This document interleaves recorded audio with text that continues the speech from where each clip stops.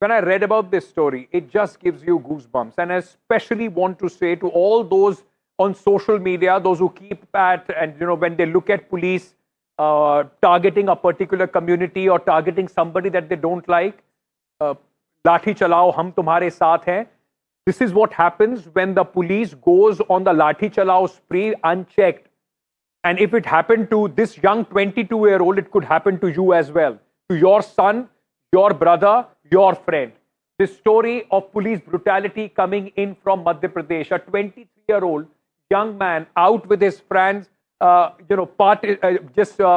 celebrating a new job that he had got.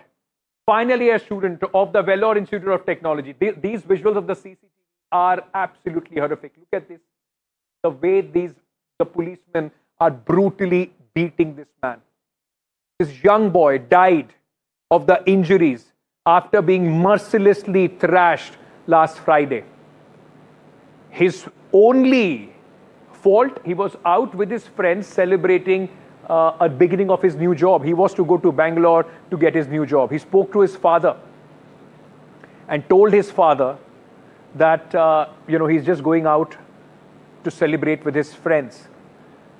Udit was just 22-year-old, had two sisters. Now his parents, his sisters are only saying, why was their son, why was their brother beaten mercilessly in this fashion and left to die?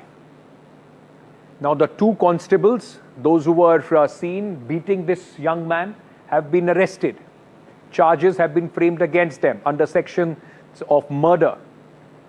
But this tells you, if the police is allowed to do whatever they want, this is the result. Under which section were these boys being so brutally beaten up? And for what? I'm being joined at this moment by Rajkumar. All right, before I go to Mr. Rajkumar Gaike, I want to very quickly first tell you the post-mortem details of this 22-year-old young boy. And this is, it breaks your heart. It's absolutely terrifying. The manner of death is homicidal due to internal injuries. The death is a result of being hit by a hard object. He had bruises all over his body. Cause of death, traumatic hemorrhagic pancreatitis. He was beaten up. There was internal bleeding. Cause of death, not natural or accidental. And I'm hoping distinctive marks left on the body by sticks all across his body, from his head to his face to his torso, legs, everything was bruised. You can't even imagine what the family would have gone through. Rajkumar Gaike is the father of Udit, who is joining us at this moment on the broadcast. Sir, सबसे पहले शब्द नहीं है, आपका जो दुख इस वक्त आप झेल रहे हैं, आपका परिवार झेल रहा है, उसको बयां करने के लिए हमारी सांत्वना आपके साथ. मैं सबसे पहले आपसे ये जानना चाहूँगा, कैसे पता चला आपको उदित के बारे में, किसने आपको जानकारी दी और क्या हुआ था? अब घटना के बारे में तो अनभिज्ञ हूँ, मेरे कोई जानकारी नहीं है. मुझे बस रात में 3:30 बजे दोस्त के माध्यम से फ़ोन आया था कि उदित की तबीयत के संबंध में कि एम्स में आप पहुंच जाओ. मैंने उनसे पूछा कि क्या हो, बस अंकल जी आप पहुंच जाओ, है ना. उनके मित्र बेंगलोर में जो है 7 बार उन्होंने फ़ोन किया था. अगेन मैंने उनसे पूछा तो बोले अंकल जी आप बस एम्स पहुंच जाओ. जब हम एम्स पहुँचे, हमारा बेटा बिस्तर से मृत पड़ा हुआ था.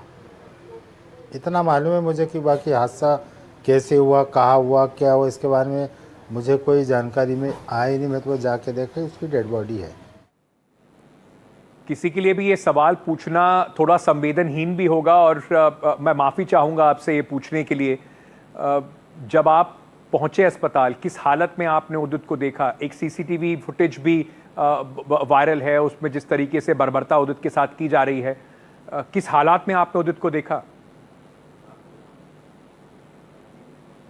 वो फुटेज तो मैं ऐसा है कि मैं मतलब खुद जैसा बता देता वैसा हल्का फुल्का देखा, बाकी मैं भी खोल के भी नहीं देख पा रहा हूँ क्योंकि मैं देखने की स्थिति में ही नहीं हूँ.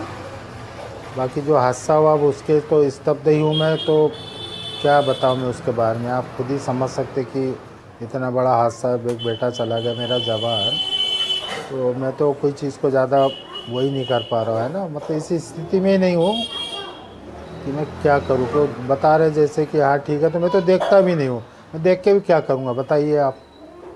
वो तो आप लोग देख रहे फुटेज या तमाम, इसलिए आप लोग ही खुद ही मतलब मेरे प्रति आपकी सहानुभूति जो है, तो जितना मुझे आघात पहुँचा उससे ज़्यादा आप लोगों को, तो फिर मुझसे तो और उससे ज़्यादा होएगा। आप बिल्कुल ठीक कह रहे हैं सर, ये देखना बिल्कुल आसान नहीं था। ये बिल्कुल रूह कांपाने वाला वीडियो था। मैं आपसे ये जानना चाहूँगा कि उदित से कब आपकी आखिरी बात हुई थी, और वो बाहर उस समय क्या करने उस वक्त गया हुआ था अपने दोस्तों के साथ? मकान की एक और मकान है मेरा, वहाँ मेरी पुताई चल रही, तो मेरा बेटा वहीं पे आया था 7 तारीख को।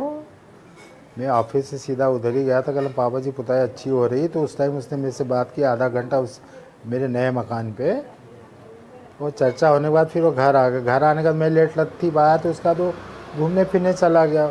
उसके बाद फिर मेरी चर्चा उससे हुई, तो बोले पापा जी अपन बाद में करते अपन चर्चा। तो बोले मुझे कुछ अच्छा करना है, तो मतलब हाँ ठीक कर लें, मतलब तो 1-2 महीने जॉब कर लो आप, उसका अपन देखेंगे जो करना। मतलब उसकी बहुत ज़्यादा हॉबीज थी इंडस्ट्री या ऐसा कुछ बिजनेस करने की। मतलब हाँ मैं तो कराऊंगा, पर अभी नहीं कराते, 1-2 महीने आप समझो, सोचो, 1-2 साल थोड़ा सा परिपक्व हो कि क्या होता है, उसका अपन कर लेंगे।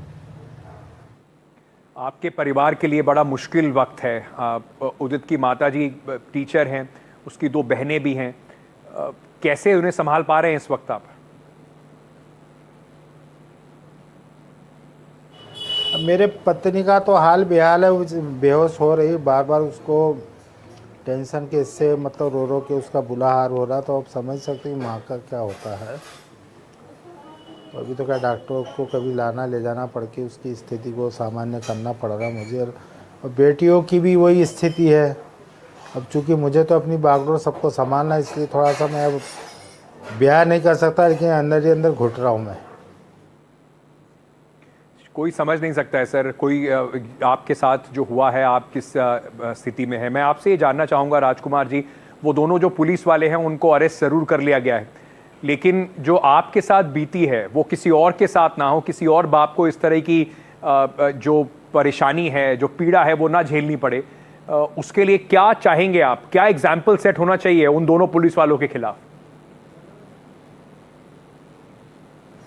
देखो कार्रवाई तो उन्हें जो धारा का जो बखान किया, 2 तरह की धारा लगाई, 115 और 103 एक है।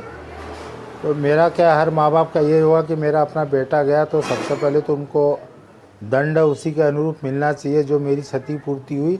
वैसे ही उनके साथ भी इतना ज़्यादा मतलब दंड होना चाहिए कि उनको समझ में आए, उनके परिवार को समझ में आए, और शासन प्रशासन ऐसा दंड प्रदान करे कि आगामी जो पीढ़ी है और जो बच्चे हैं, जिस तरह से उनके द्वारा मारा पीटी की जाती है, रोका जाए। इससे क्या है, गरीब बच्चा, अनाथ बच्चे ऐसे बड़े मुश्किल से माँ बाप पढ़ाते लिखाते, कैसे अभाव में पढ़ते क्या है, तो इसको रोका जाए और उनको दंड तो दिया ही जाए। धारा 302 के तहत हत्या का मुकदमा है, तो हत्या तो की है उन्हें, तो हत्या का जो दंड होता है उनको वो पारित किया जाए, यही मेरी चाहत है। और शासन उनके प्रति, पुलिस वालों के प्रति ये रवैया अपनाए कि अब आने वाले भविष्य में इस तरह से किसी के साथ पुनरावृत्ति नहीं हो। और दूसरा ये भी कि उनके संज्ञान में लाया जाए कि रात्रिकालीन जो गश्त होती है, तो उनको संविधान के धाराओं का भी पालन करते हुए किसी के साथ अभद्र व्यवहार नहीं करे, कोई ऐसा कृत्य करे थाने में बिठा ले, अमानवीय हरकतें नहीं करे, ये सब होना चाहिए। शायद मुझे ऐसा लगता कि इनको कोई नॉलेज रहता नहीं, बस उठाई लाठी मारा और सब चल रहा है। राजकुमार जी, एक बार फिर से हम सभी की तरफ से आपको सांत्वनाएं। किसी भी बाप के लिए अपने एक जवान पुत्र का इस तरह निधन होना शायद सबसे बड़ा एक आघात होगा। उम्मीद यही करेंगे कि आपका जो केस है उसको इसी वजह से उठाया है, so that people know, unchecked police, this is what happens. Your loved ones will be lost if the police goes on a rampage. बहुत बहुत शुक्रिया सर हमसे बात करने के लिए। Why I wanted to pick up this story and bring it to your notice, ladies and gentlemen, because as I said, for all those cheering the high-handedness of the police, this is what happens when the police absolutely goes on a rampage. And Udit's case is just one more number in this country where the police violence is almost an epidemic. I want to show you some numbers. 49,000 complaints have been filed against the police, against the cops in 2021 of high-handedness, of going across, and of violence, against the people. Less than 29% have resulted in disciplinary action. The policemen feel that once you have that khaki vardi on you, you are above the law. And that is the reason why, because no disciplinary action takes place, they keep going on and on till the time they kill somebody on the roads. Now, 2021 to 2022, 2,600 custodial deaths have been reported from across the country. How many have resulted in any kind of conviction? It's minuscule, the number.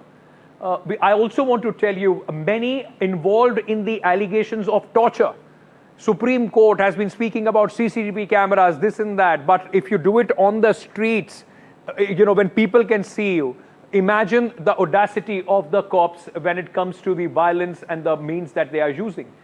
Less than 1% are implicated, cops are convicted. So if there is allegation against a policeman, only less than 1%, 1 out of 100, in fact, 99 go scot-free, only 1 is convicted of the charges. Apart from that, the study shows that most deaths are involved of the marginalized groups. They are the ones which suffer the most at the hands of the police. So before you take the banner and you see, goli, lathi maro or hum tumhare saath hain, think this could happen to anybody. Udit's brother-in-law is himself in the police department. He's a DSP. Nothing could save him from the blows that the cops decided to rain on him, absolutely going against the law.